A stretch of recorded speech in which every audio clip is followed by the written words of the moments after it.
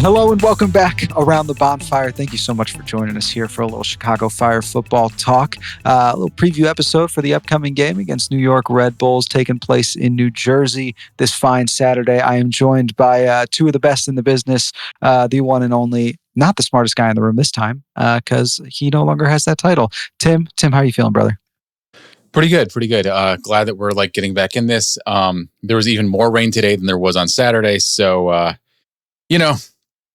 it continues, but hopefully it won't. It looks like it could actually be rolling into New York, New Jersey metropolitan area by Saturday when the Fire are playing there again. So hey, was metropolitan a key choice of word there for you, Tim? Are we it was. I was definitely bit? making a MetroStars reference. Yeah, that was intentional. Yeah, can't let it slip by. We got to let the sickos know that we know. And then, of course, we're joined as always by our illustrious producer and stat man, DJ. DJ, how's Florida treating you, brother? What's rain? We have not had much rain in the last 5 months. We got a hurricane, and since then there has been no rain. That's actually shocking to me. But hey, love to hear it. Hope all is well. Higher energy today than we had last time, and that's all we need. A bit of a smaller crew today, but we're going to keep things rolling and keep you as well informed as we're able. So we're going to start with a little bit of news, kind of a late window signing here from the Fires. It was announced we're bringing in Ivorian central midfielder Dje D'Avilla from the Portuguese second division side UD Leiria. I don't know. I'm not good at Portuguese. But he's coming in on a U22 initiative signing, fee rumored to be around $4 million or 4 million euros, excuse me, kind of around the same metric either way. Obviously, this late into the window, we're curious about when he's going to arrive. As far as I'm aware, he's training in Switzerland with Lugano right now. Tim, can you fill in a little bit of the gaps for us in terms of when we'd expect to see him in the States? Yeah, so obviously parts of the paperwork process can be started once they feel like the deal is going through. But in the end, they don't really get everything kicking officially until the deal happens. And, talking to people around the immigration, that I talked to previously about how some of these things work. Basically, with some of the bigger political things happening, any timelines are sort of off. And he being a player as young as he is from Cote d'Ivoire, being in Portugal helps a little bit. And then being in Switzerland helps more just in terms of getting into a shorter line to get someone to talk to you about your visa and all that. But it's an all bets are off kind of thing. And so I would not expect him in the lineup in the next couple of weeks. And it realistically could be a month before he's even in Chicago. And then who knows how long it would take for a player like him to get adjusted and stuff like that. Obviously speaks, French, maybe Portuguese, which would give the Fire a second Portuguese speaking player because he's been in Portugal for 3 years. But a number of French speaking players on the roster as well. So that sort of helps. Yeah. And that actually kind of brings up an interesting point, right? I think 3-4 weeks ago, we were all kind of having conversations around, are we going to see another midfielder brought in? Who does Greg kind of have his eye on to bolster those ranks? Things were pretty tight. And even now, right outside of, you see Kwame coming back into form. We'll talk a little bit more about some of the injury statuses, but it does seem like Kellen Acosta should be returning soon. But it did seem like there was going to be some looking for a midfield replacement. And now kind of wondering how this slots in terms of the long term for the rest of this roster build is we've seen Sam Williams step in. We've seen Sergio Oriol perform to a high level. And obviously Romani Kwame on that 1-year loan. So Tim, where do you see him kind of slotting into the longer term future? And how do you feel this affects the guys already in that midfield spot? So yeah, as Alex Calabrese reported on Minaret 97, and read the article if you haven't. I mean, it's a transfer fee that is comfortably in the 7 figures. He was not a cheap arrival, and you don't do that unless you think that the guy can be both a contributor and possibly a sale target moving forward. He was also the interest of trade from Leeds United in January that obviously didn't materialize. But it says something about the level that this guy's at. I think it's a little bit interesting that he's a defensive midfielder because normally when you think about spending 7 figures on a player, mid 7 figures almost on a player to bring them to MLS, you normally think about attacking talent. And so far, the U22 initiative hasn't really brought in a ton of hits in attacking places. And so I think that this potentially could be a safer move just in terms of having a higher like a more certain return, right? Um, and so I think we'll just see how that pans out. I think that he should be a good contributor. I mean, every single player that we've seen get considerable minutes since that Berhalter brought in has been a hit, which is saying something. Now, no one bats 1,000, but it's still promising signs. To add on, I feel like with the players we have right now, the question is, what does the future look like with him coming in? If he does really well, that brings up the question of what happens with Kwame, because Kwame is on the loan. And I know Kwame's transfer fee I saw was reported to be around $1 million, which, all things considered, isn't that much. We'll see what his salary actually looks like, if that makes it a little too high for the Fire right now. But we'll see. There's also the question of what happens with Mauricio Pineda, because Pineda is more of a defensive midfielder / center back. There's a question of if he gets moved to center back or if he becomes like the primary backup. Should Kwame and D'Avilla both perform really well, considering Orhel kind of is locked in right now? Right, and then Acosta is obviously coming back to health, and then like it looked like the more defensive midfielders were a shallow position on the depth chart, in like February, like before the season started. And now on top of that, Sam Williams has been signed to a first team deal. He'll probably be playing a lot of minutes in Fire too, because that was the plan for him anyways. But at some point, he's either going to want to make use of the first team deal or the Fire are going to lose him. That's just the way that it works.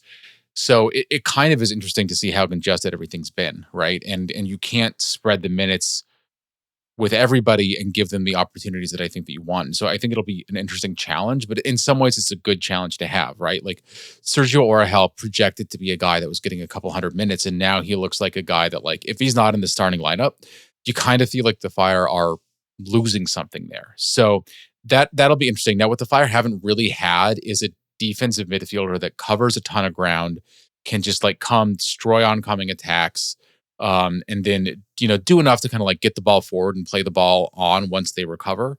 I think that's a role that Acosta traditionally has looked pretty good at. Like he played his best ball of his career basically under the club or country under Berhalter doing that, but we obviously haven't seen enough minutes from him to know if that's going to happen this year. So having another option that does that, and then maybe lets Acosta play a little bit more advanced, or maybe they kind of like switch the formation a little bit. I don't know exactly how that would look, but it's good to have that option. And I mean, look, he's 6'2".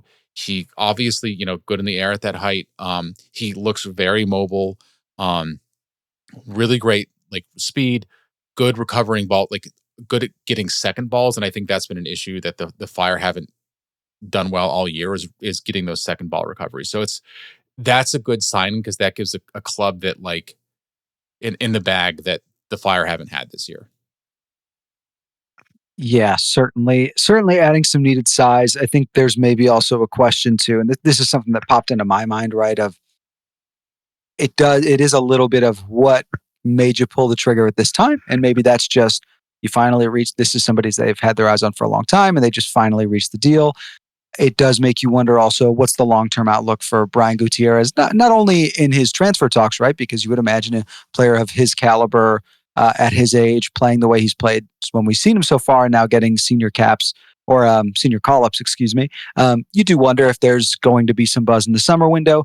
Certainly you would imagine to see some in the winter. But then also more shorter term, what does his injury look like, right? And we'll talk about, our injuries a little bit more here in a moment, but not back training with the team yet. Actually wasn't present at training today, if I'm remembering the report correctly. Well, yeah, not at least with the main group. I don't know what, just based on where the training happens. Like the training was in the bubble when Joe Chaz was there. Unique because of the weather. Yeah. Right. And so he could have been in other parts of the facility, including doing work on his own in the weight room, or in like the hydrotherapy room doing recovery. Like if you're not training with a group, like you're still working out as much as you're able. It's just that you're not doing it with everyone else. So I don't know if he wasn't there at all, or if he wasn't there visibly when Joe was there. Yeah, absolutely. There's always some caveats to those kind of things, and we expect to find out more. And that is a big loss, though, because D'Avilla is a interesting player to bring in, but he is also more of a defensive midfielder. Regardless, he's not going to be here against the Red Bulls. And the Fire really don't have another central attacking midfielder that does the things that Gucci does. Or hell can do some of them, and he's been making impressive strides in that. But like I think the attack has clearly missed the the stuff that Guti provides because there's not really anyone else in the roster that does really the same role that he does. Yeah, and we'll kind of keep it moving here, but I do think that's an interesting point, Tim, because he's not playing as a traditional 10, right? He's really playing more as a central midfielder. Central, a central midfielder. He's got a lot of defensive responsibility. He's got a great defensive work rate this year, especially compared to years past. So he's not playing as far forward, but he's doing a great job of connecting play, working the ball forward, and getting into the attacking area when it's necessary. So yeah, certainly interesting to see where that goes, and we'll kind of slide from one Chicago Fire edition to another Chicago Fire edition. And Tim, you spoke a little bit to it about us last week prior to the game, and now we've got a story coming out. If it's not out already, you'll be able to see it soon. You should be listening to this on Thursday about Tim's escapades trying to track down a gluten-free hot dog at Soldier Field. So Tim, walk me through a little bit of your trials and tribulations, as it were. Yeah, so I've got content coming out over the next week or so about the concession changes. Levi Restaurants came in as like the new sort of like food services partner for Soldier Field. That kind of happened mid-year, so they weren't really able to make changes during the fires season last year. But there are new options now, and one of the things that Levi has a reputation for is having more like allergy-friendly options and stuff like that. I was told about gluten-free options. I talked to people that I know. Can't have gluten, during the game against DC in the home opener. They were not able to find any of them, so I talked to the team. I got info about it. I ended up ordering a gluten-free hot dog. It was being told that something didn't exist, even though there was stuff that was like kind of listed on the menu. Then somebody told me, "Oh no, we do that." And from the time that I ordered, it basically took them 15 minutes to give me a hot dog, and that's after I got to the counter, right? So I did it at a time when the stadium was open and everything, but like not busy. And I can't imagine waiting 15 minutes for a hot dog with everything else going on, what that wait would have been like if it was like at half or something like that, right? Yeah, certainly just another tally in terms of the ongoing struggles of Soldier Field concessions. But yeah, please keep an eye out for that. As always, if you're not tuning into menandred97.com for regular updates from our writing staff and also from some of the maybe a little more fun stuff, right? We're talking concessions at Soldier Field, things that'll improve your game day. Please do so. Check it out. Some wonderful stuff from Tim, from Alex, from Max, from all sorts of folks on that site. So would certainly recommend checking it out whenever you have the itch and the feeling to. We'll kind of transition here into some actual game talk, right? We've got, as we mentioned before, we're heading out to New Jersey to face the Red Bull this week. Both teams kind of coming in off of disappointing results. One maybe a touch more than the other, obviously, for Red Bull. Fire sit 3-2-1, fourth in the East right now, +3 goal differential coming off that draw against Montreal. New York Red Bull sitting at 2-2-2, coming off what was a pretty disappointing and maybe not representative of the game that was played loss against New England. Generally speaking, in terms of the rivalry here, interestingly enough, they're winless in their last 5 against the Fire. New York Red Bull is, I should say. So kind of interesting to see how the trends will stack up here. Tim, I'll toss to you. Who's somebody you kind of have your eye on from New York headed into this game?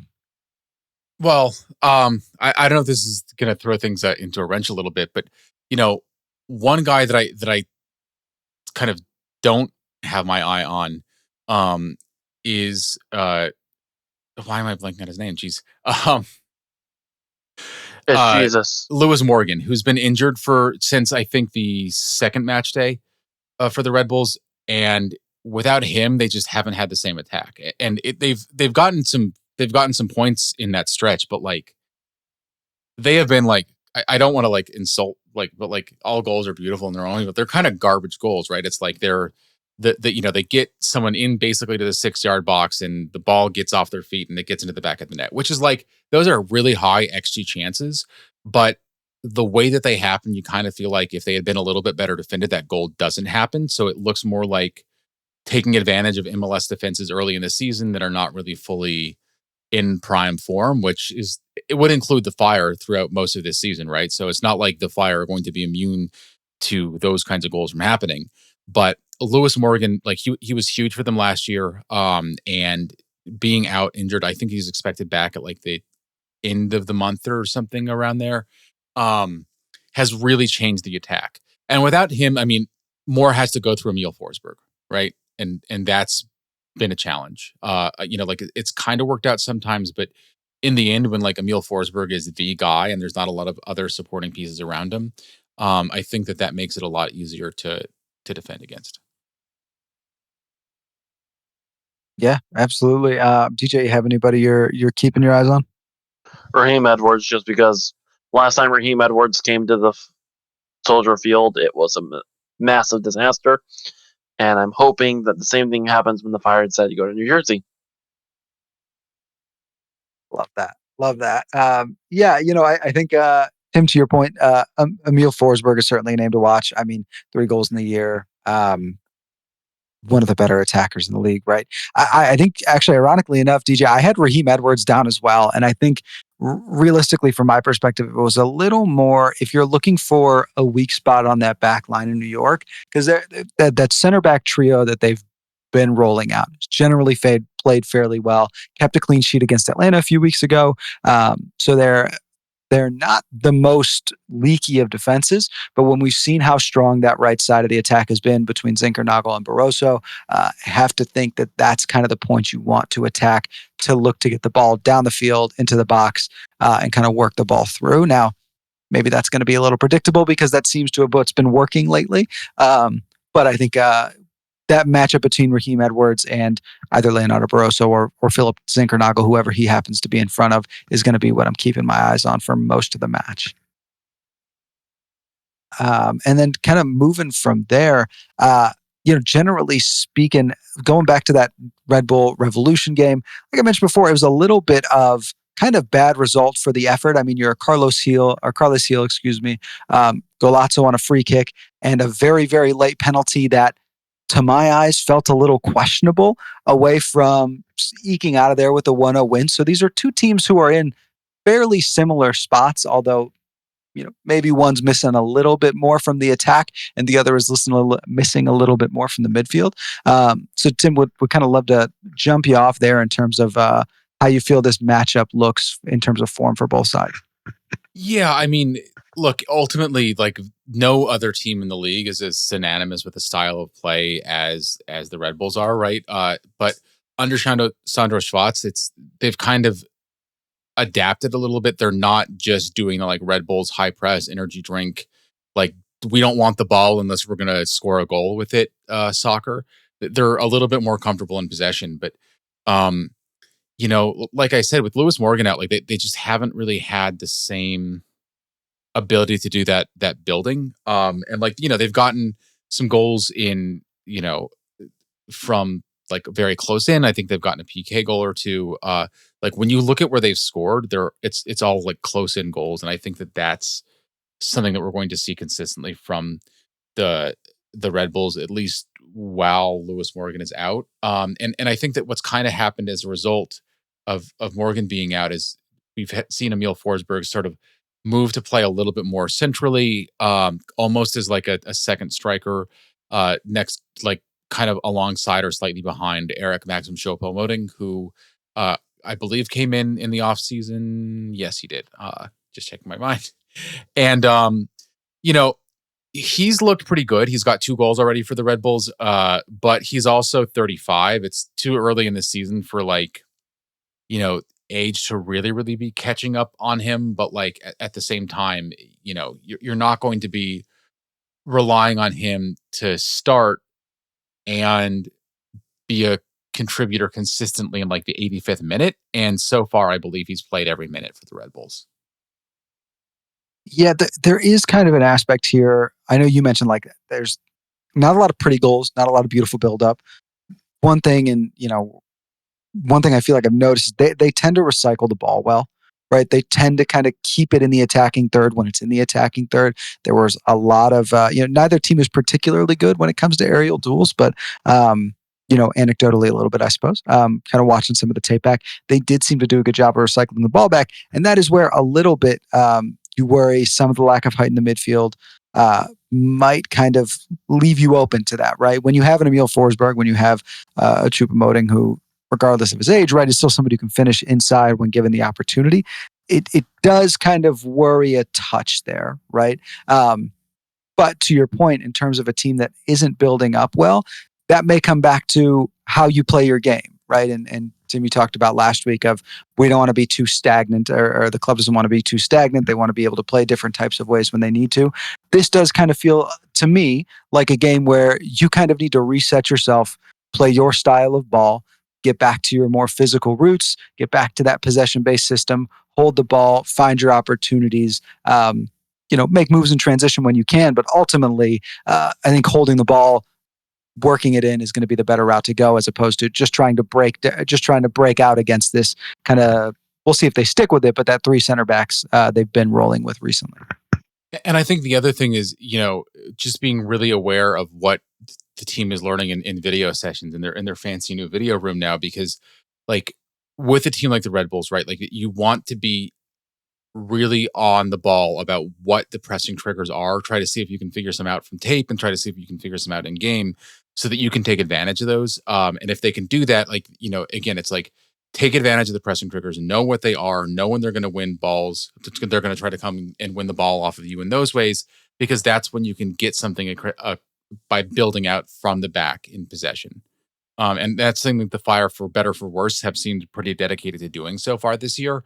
Um, it's worked out great sometimes. It hasn't worked out great some other times. And I think that for it to work out well here, they need to be very quick with it, because the Red Bulls, I mean, again, like they still, even as they've gotten to be better with the ball, they still are the kind of team that is going to kill you with those things sometimes, like Emil Forsberg does not look like a 33-year-old guy when he's out there trying to recover the ball from like an opposition center back, right? Like he's surprisingly fast and mobile, especially considering he's not that tall.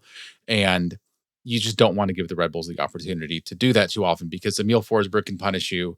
Choupo-Moting can punish you. Like, again, like I don't think the attack has looked great in the past couple of games. Like, I don't know if you noticed this in the video that you watched, but like it is literally like 7 guys standing in a line at like the 6-yard box. It's weird, Yeah. right? Like the spacing's off. Like there's no passing options there, right? Because it's like you can pass it to a guy, maybe the ball like hits a divot or something and bounces off a foot, then you lose the ball. So I guess you kind of have to shoot. And like, luckily Emil Forsberg is good at shooting if you're the Red Bull, and like that's kind of worked out. But like it's still, it's been far from ideal. And I think that they've had some lucky goals because of that. Like when you look at the number of chances that they've had that have been like, like say like a 0.7 XG or something like that, right? And the number of them that have gone in, it just seems like they've had, I mean, small sample size and all that, but like a little bit of luck there. Yeah, I do think maybe in my mind, right, that is a little bit where it comes back down to managing possession, and also thinking about the way that they're able to recycle the ball. I mean, talking about having 7 guys sitting at the top of the 6-yard box was not an inaccurate representation of what I feel I saw. But the other side of the coin is if you put the ball in there consistently, maybe you want to call it luck, maybe you want to call it chance, but like eventually there's going to be an opportunity. And while Chris Brady's done a really good job of preventing those opportunities from converting to goals this year, we saw 6 saves against Montreal on what could have been a very bad night for the Fire. If you give enough opportunities, that wall is going to break, especially when you're away from home. So I do think there's a big part of that. And that's where I'll kind of switch gears a little bit, because I'm curious your thoughts, Tim, as we start to see some guys coming back more healthy. We would expect to see Kellen Acosta. I would imagine if he's going to be available this week, it'll be in a limited capacity. Greg seems to be deliberately working guys back, like you spoke about last week. Short sub appearance, longer sub appearance, 45 to 60, and then you can go. I am kind of curious about, will we continue to see Sam Rogers there, right? Because you've spoken about how is he potentially limiting the effectiveness of Jack Elliott, who I think has been outstanding, but maybe hasn't been his best self.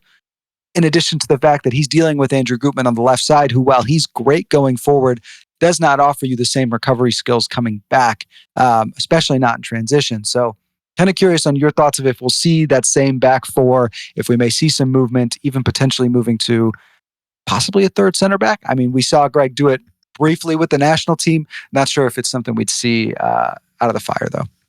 Yeah, I kind of doubt it in some ways. I mean, one, like, the idea is to create numerical overloads, right? And I don't think you get the ability to do that throughout the pitch when the you've got three guys that are playing back as center backs. What we've seen is like in possession, the Fire will have one of the two fullbacks kind of staying deep and almost play like a quasi third center back for a little bit while the other one advances forward. I think that that's something that's likely to continue. And like throughout the league, like it's kind of funny because I think that like Montreal in like the last like their games this season, as it turns out, they were circling around firing their manager, which we didn't know about until right before the Fire played them.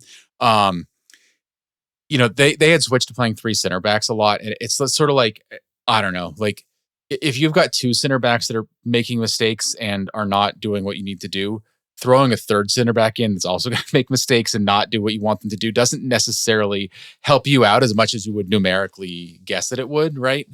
And so I do kind of wonder if Tehran may be coming back in. The other thing is, it does take players time to adapt to a league and stuff like that. And I don't think that Rogers has been like really bad through any stretches or anything like that. Like he's made mistakes. Anyone makes mistakes, but maybe it's Berhalter trusting that he's got time to adapt and giving him that opportunity. He's definitely gotten a lot better since his opening game. That, without a doubt, is for sure. Yeah, no, absolutely zero shade to Sam Rogers. He's improved his game. I mean, if we're being fair, the other side of the coin, not sure it could have gotten much lower than we saw against DC. But yeah, no, certainly improving. And we've also seen at times, you talked about, one fullback kind of hanging back. We've seen, whoever the two wider midfielders tend to be, right? We saw, for instance, last week, Pineda was typically playing more centrally. Williams and Orahel kind of split wider of him. We typically see those guys kind of drop back in position to help spring open the midfield as well. So, yeah, certainly on the board there. Was just kind of wondering the thoughts on his availability comes back. Generally speaking, we saw some performances from Philip Zinkernagel. Obviously, Hugo Kuipers has been Hugo Kuipers. We've talked a little bit about Jonathan Bamba, how maybe the play doesn't reflect the stats, maybe the stats don't reflect the play, kind of a situation here. I guess coming up against this defense of New York, where we've seen them again hold a clean sheet against Atlanta, that was unfortunately a 0-0 draw. No Brian Gutierrez to kind of help link play and break out the attack. Where do you see kind of Jonathan Bamba filling into that role and how the attack will look going against the back line for New York here? Yeah, I mean, they've been one of the stingiest defenses in the league over the past few seasons. Like that's how they made it to MLS Cup last year off of a season that wasn't that great. And I think that the answer is it can't just be Bamba, right? Because if it is, that's too predictable and they will figure that out. And I think that early on when like against Columbus, right? Like Bamba was an unknown quantity. Now, like obviously they kind of knew that like the team's DP that had just like torn it up in France, the native country of Wilfred Nancy, that Columbus's coach, like they probably had some idea that the designated player the Fire brought in for considerable money was going to be able to ball, but not actually seeing it, I think, and that's what led to that breakout performance in the opening half hour against Columbus. And since then, I think he's gotten a little bit quieter, and part of that has just been games go up and down, and part of it, I think, has just been if that's the plan, teams will defend like that's the plan against you, and so you need a plan B. And I think the Fire haven't necessarily done the best job, all things considered, cooking up that plan B. Guti would be an important part of it, but that looks like it's not going to be a possibility. So I'm kind of interested to see if we get a start out of Kouame, and if some combination of Kouame and Orahel can provide those options and help stretch the pitch and get the ball into dangerous pockets, whether that's to Bamba or to other places, so that Bamba then can have space to exploit other places. And I think that will be key, because I think if it looks like everything's got to run through Bamba in order to make it to Kuipers and goal, it's not going to be a very happy night for the Fire. Yeah, I do, kind of on that point of, Kouame and Orahel kind of bringing together. We saw Kouame obviously looks very comfortable with the ball at his feet from his limited time so far. We talked a bit in preseason about what Philip Zinkernagel brings in terms of his profile, right? Traditionally, he's left-footed, plays really well as an inside winger on the right side. There was also some talk of he can play that more traditional 10 position. He can play on the interior. So curious on your thoughts of the idea behind something like just to bolster the attack in a situation like this of bringing him inside, maybe starting Marin Haile Selassie, who is should be just about full fitness now, we would hope, or certainly enough to give you a solid 45 to 50, 60 minutes there, just as an effort to boost the attack. I mean, Chicago's been one of the best attacks in MLS, right? 13 goals on the year. So it's certainly not somewhere we've been lacking. But to your point, we've certainly seen that drop off with Brian Gutierrez out for national team duty and then injury. Yeah, so the first game when Guti was suspended after the red card that wasn't a red card when we were watching the game, despite a VAR review. I was expecting that to be Greg's plan of like, okay, you don't have the central midfielder that you want that jumpstarts the attack, so you bring in another midfielder that will like you put somebody else in that spot and you lose something, but you expect them to play the role. It's really seemed like Berhalter's preference here is to not do that, right? And to keep the best guy in the best position if you can. So like if you're option 1A at one spot on the pitch, you're good to start, like you are going to start in that spot. And that's what we've seen so far. I, I think that Zinkernagel has grown in effectiveness over time. I think he's adapting to the league. I think it obviously looks like he's still not close to full fitness just based on the speed and what if you look at what he looked like in some of the tape last year versus this, what he's been doing for the Fire this year. So I think that will be a continuing process to get that like last bit back. But I think that he will probably stay in that like wide attacking role rather than give him a job opportunity at like someplace that's not his best light. Yeah, I think there's also kind of a larger point here when we talk about like systemically and tactically the way Greg is using players. Like we we've talked a little bit about Brian Gutierrez's performance, but I don't think we talk quite as much about his positioning, the way he's being used. He's playing. I mean, there's give and take, right? There's in and out of possession. I would still say he's playing closer to an 8 than a 10 this year, right? He is being tasked to create plays in the midfield. He is being asked to kind of link play forward and back. But he's also got a tremendous amount of defensive responsibility. He's playing deeper than we've seen him play in years past. So I do think there's an aspect of that as well that I think Greg truly is pushing more of a traditional 4-3-3 as opposed to that 4-2-3-1 that we've seen over the last few years. That's exactly it. Like he's a central midfielder, but like if you look at his positioning, Alex Calabrese he's insisted that it's a flat three. I think when you look at where average positions are when players are touching the ball, it's not that flat, right? But he has been playing deeper. It's not like a normal MLS 4-2-3-1 number 10 role that he's been playing this year. That's for sure. But I think that there is a similar responsibility, even like lying deeper, of like being the creator to be able to get the ball to the forwards or the wing or like the wing back, right? Because that's the other thing that we've seen is for the first time in ages, it looks like the Fire have like real wing backs. And now with Barroso continuing to emerge, like not just one of them, which is what they started off with Gutman, but now two, with like Gutman and Barroso. One of them is going to stay farther back, and that's the way it is. Like I think in the last game it was Barroso. I think that he was getting too far forward. The game before that, and I think that was discussed with the coaching staff of like, all right, like we love the enthusiasm here, buddy, but like you can't keep on leaving holes on that side like this. But I think that there's an opportunity for him to get up further and join the attack more. Is just with a young player and someone that's just adapting to the squad, and especially with some of the communication difficulties, him not speaking the language, you don't want him to get caught off too far up because he's got good recovery ability, but not great, fantastic world beating recovery ability. But still having two options that can get wide and create something offensively, I think is going to be key. And then that means that they can be further advanced so that the midfielder, whether it's not really a 10, but like the position that Guti has been playing when he's been available, can do that creative piece from farther back. And it's almost like as a number 10, you're a pass to the guy that scores guy. This is, Guti, I think, was doing a lot in like a pass before the pass sort of role, where it's like one pass deeper. And then at the same time, he's been smart about joining the attack. Like he has been getting into the box and stuff like that.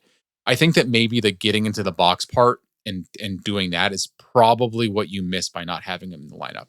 Because the pass before the pass thing, like that's something that we've seen like Orahel just put together some amazing passes from deeper in the on the pitch. And I think that he can do that from further forward as well. But I don't think he has as much of a presence in the box. He doesn't have quite the same like ball control and ability to get something off and pressure when like closing in on goal, that kind of thing. Yeah, the attack has certainly been more one dimensional since he's been out.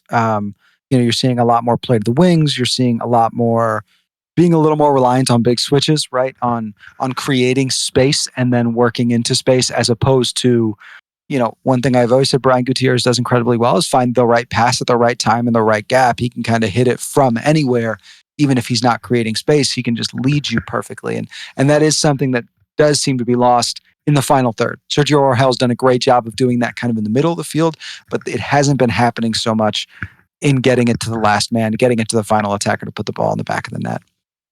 Yeah, I mean, the thing I'll say in his defense though is that like Orahel's game on game improvement has been phenomenal, and like he's doing this but he's not doing that, and then all of a sudden he starts doing that thing that we hadn't seen him do before, and I maybe this is like asking for him to pull one too many rabbits out of that hat, but I wouldn't count out his ability to develop that and start showing us that somewhat. And this could be a good chance for him to do it, right? Like the Red Bull defense is good. They are stingy. But like they will press and you can catch them pressing at the wrong moment and then you have space. Yeah, no, and that was not a negative against Sergio Orahel by any means. That was more just a commentary on what his role has been, what his positioning has been, right? Obviously there's some difference, of course, but the idea that you could put him farther forward and he could still make those same plays and passes, I don't think is outrageous.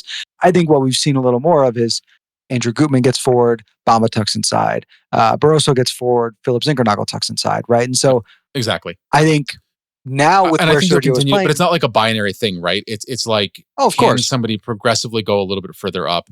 Can that create some more options? Can that create more space for someone? And like if the ball is staying in the midfield another couple of seconds longer, and you're able to control it to do that as you're advancing, does that create that extra little bit of pocket of space for one of those guys or two of those guys, like you described, to get something that becomes truly dangerous rather than just like, oh, that could have been a chance. Too bad there was not enough on that. Yeah, and that's where if you're Greg Berhalter, if you're just somebody who's watching this team, if you're somebody who's to play against this team, that's what makes the idea of a fully healthy Acosta, Gutierrez, or a Hell now, which is kind of like shocking to say almost, midfield kind of awesome and terrifying, right? Of if you have Kellen Acosta playing that traditional 6 role, which is kind of destroy, win the ball, play it out to the people you need to play it to, Sergio Orahel being the guy who can link it from midfield to forward, and Brian Gutierrez who can play that last ball to the man who needs it. That's a midfield that can really turn the tide in a game when we've already seen a really potent attack, when we've seen a guy like Jack Elliott who can distribute really well with 2 good fullbacks who can get forward and maybe lack in certain areas, but they have pluses and minuses. So yeah, it just certainly makes for what could be a very interesting midfield moving forward when everybody's healthy. And then you add the one thing Kouame I will say is that. Go ahead. Oh, the one thing I will say is like we haven't said Kwame's name enough, and I get that because he's played 36 minutes. But I mean, I would not at all be counting him out as someone that's going to be making big contributions and could change the complexion of the midfield pretty significantly. I was almost expecting him to start in the last game. Instead, he was a sub with 33 minutes. Could we see him for a half? Maybe as a start with a planned sub off at half. Maybe, I don't know. Like it looks like Berhalter's not really in a rush to bring him on, but. That could be, again, that other kind of game changer that we're looking for where it just changes the calculus for the Red Bulls a little bit. We'll probably get into our predictions here in a second. I would probably expect to see him start. I think Sam Williams has filled in admirably, but I think right now, if you're saying I can get 60 minutes of Sam Williams or 60 minutes of Romani Kouame, I'd probably take 60 minutes of Romani Kouame and hopefully get him back to a fuller fitness by the time we get to Miami. Just because that'll be, even at home, that'll be a very difficult game. And hopefully we also see a bit of Kellen Acosta this week as well, depending on how his injuries turn out. Yeah, although, and that would give Sam Williams the opportunity to play with Fire 2 against Red Bulls 2, which are his former team in their previous sort of like version in the USL Championship. He's a Tenafly, New Jersey native. So local boy. And then obviously, Tom Barlow, we've got a shout out to as being someone else that came from the Red Bull organization. Shout out all my bar leavers. Yeah. Good So Lord. yeah, maybe a Tom Barlow brace against his former team incoming. You hear that? Tim is predicting a Tom Barlow brace against New York Red Bull. That's incredible. I'm hoping it for him. I'm not going to go as far as saying I'm actually predicting that. All right. Speaking of predictions, though, I think it is about that time that we get to our actual scoreline predictions. Timothy, you want to kick us off here? I mean,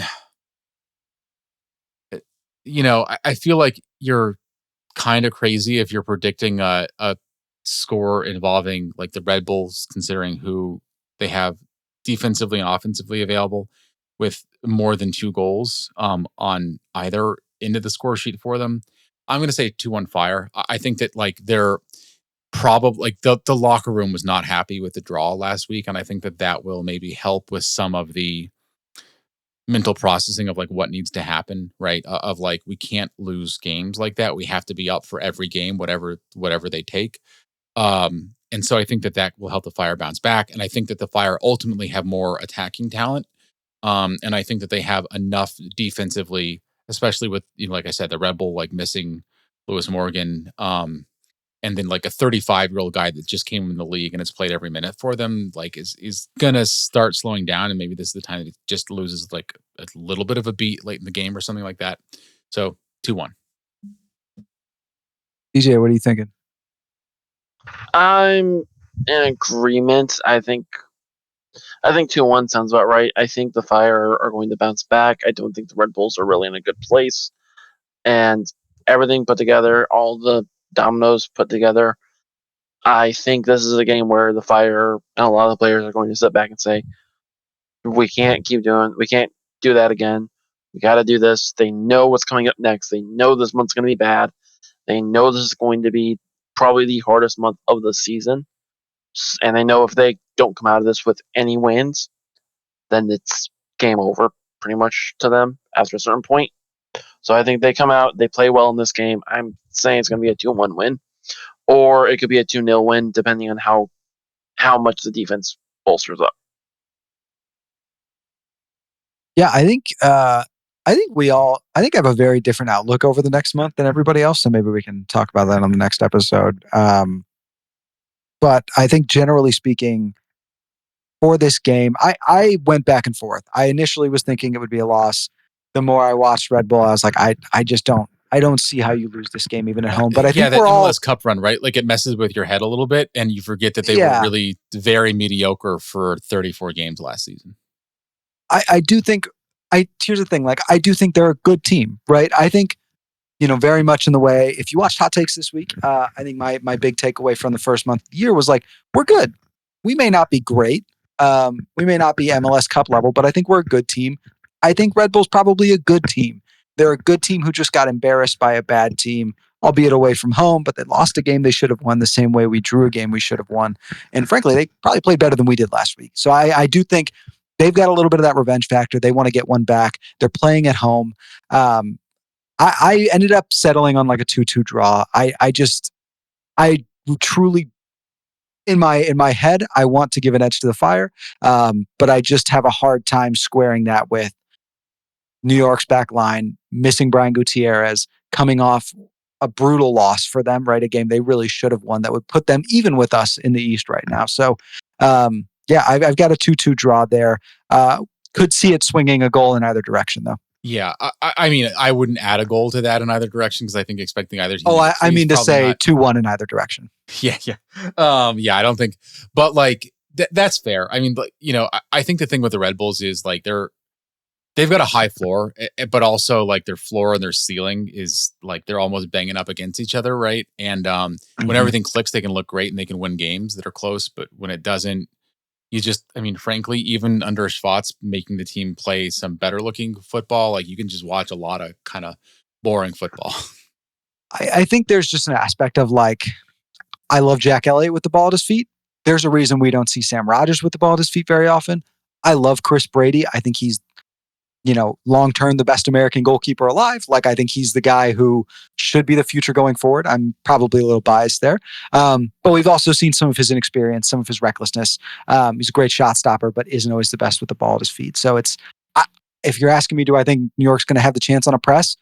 I think they could have a couple, right? And it's just going to be where it happens, how it happens, and how much time we have to recover. Yeah, I think that's fair. Cool. Wonderful.